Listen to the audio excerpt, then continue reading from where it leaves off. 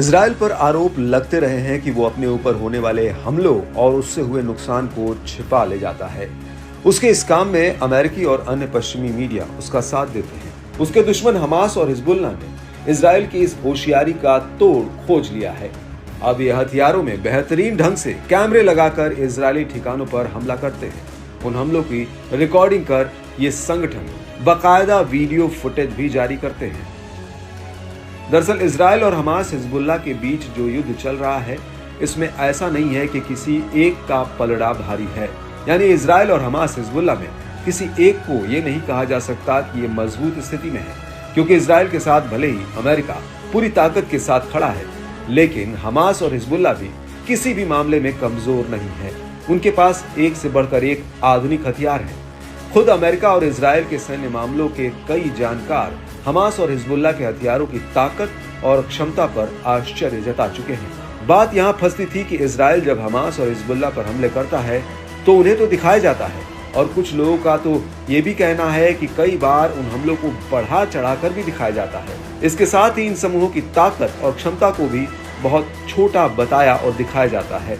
वहीं जब हमास और हिजबुल्लाह इजराइल पर बड़ा हमला भी करते हैं तो पहले तो इजराइल उसे छिपाने का प्रयास करता है, और जब छिपा पाना संभव नहीं होता है तो उसकी कोशिश रहती है कि इन हमलों को छोटे हमले की तरह दिखाया जाए, हमले से हुए नुकसान को भी कम दिखाया और बताया जाए। ऐसा करके इजराइल के प्रधानमंत्री बेंजामिन नेतन्याहू अपने मददगार देशों और अपने देश की जनता को बरगलाकर अपने राजनीतिक फायदे के लिए युद्ध को लंबा खींचते जा रहे हैं। यह आरोप उन पर लगते रहे हैं। अब वो अपने ऊपर होने वाले हमलों को नहीं छिपा पाएंगे, क्योंकि हमलों की रिकॉर्डिंग के साथ ही अब हिजबुल्लाह हमलों की डिटेल भी जारी कर रहा है। अब हिजबुल्लाह ने हाइफा में इजरायली सैन्य ठिकानों पर किए गए हमलों और दक्षिण लेबनान में इजराइल पर किए गए हमलों का विवरण दिया है और बयान भी जारी किया है।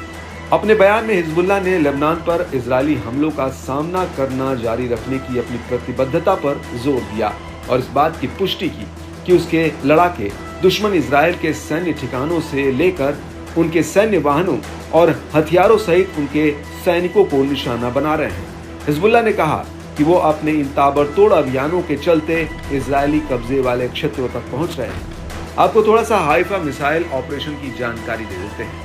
16 नवंबर को हिजबुल्लाह ने एक ही ऑपरेशन में हाइफा और कारमिल क्षेत्र में 5 सैन्य ठिकानों को निशाना बनाया था। इनमें स्टेला मैरिस बेस, हाइफा नौसैनिक बेस, हाइफा तकनीकी बेस, नेशर बेस और तीरथ कारमिल बेस हैं।